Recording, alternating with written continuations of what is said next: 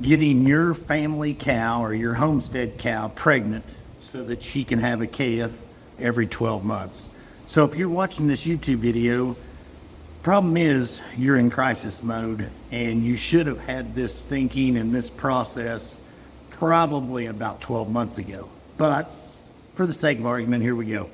So you've got a cow and she had a baby, and it's probably been 3-4 months since she had that baby, and you want to continue that life cycle. You need to get that cow pregnant. You've got a cow. Lucky you. Welcome to the reason beef and milk should be higher. So you're going to need that cow in good health and in good body condition.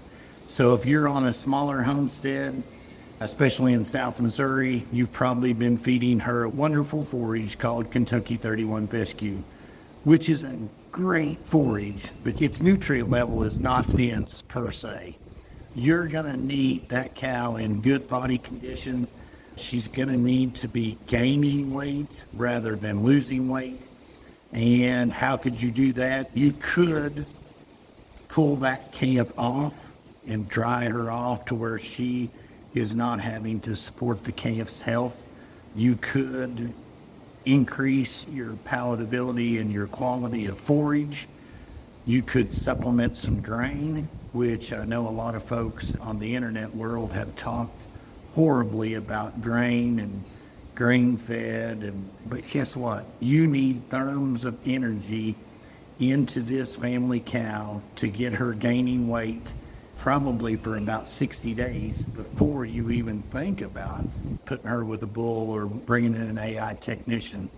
So the nutrients is key. Not a big, let's give them 30 pounds of grain today, but 4 or 5 pounds of grain, just a good dairy ration from a local feed store.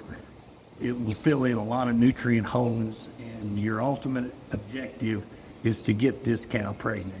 So if she's super duper thin, I would probably consider weaning that calf off. A lot of folks will pull a calf.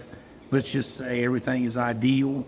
You pull that calf, and the cow's in heat. She's acting silly. She's trying to ride the dog, and she's being lovey-dovey and putting her arm up against you, and just, you know that there's something not quite right with this cow, this bovine. So they'll pull that calf off. And I think most homesteaders aren't going to have a bull because you have limited access and you don't need 2 mouths to feed. Really, the male's not that important. Is that a life lesson or what? But anyway, they'll pull that calf off 12 hours before they turn her with a bull or have that AI technician. And I read somewhere that udder fills up with milk. They think in nature, or that calf is gone, and the conception rate, the chances of her getting pregnant actually go up. So if you're watching this video, you're probably in crisis mode. I want to tell you to feed a little better forage. Think about how you're rotating your pastures. Are you on a dirt lot? Are you buying all your hay?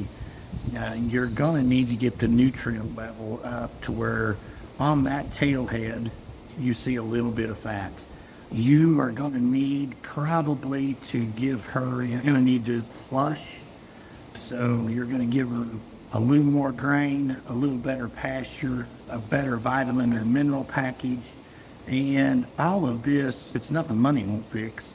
But after a while, you get to thinking, do I really want to own a cow? Here we are. If you don't have meat and you're a big meat eater, I guess you need to own a cow. But possibly it would be better to maybe co-op and share some of that cost.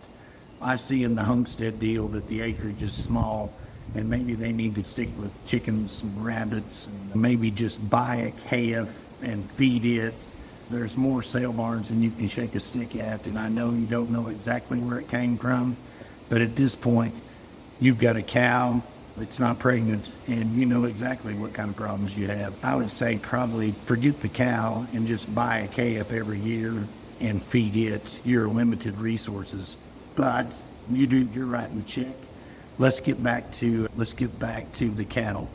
So an average gestation period from conception, the day that you breed the cow with AI or a bull, to delivery date is an average of 283 days.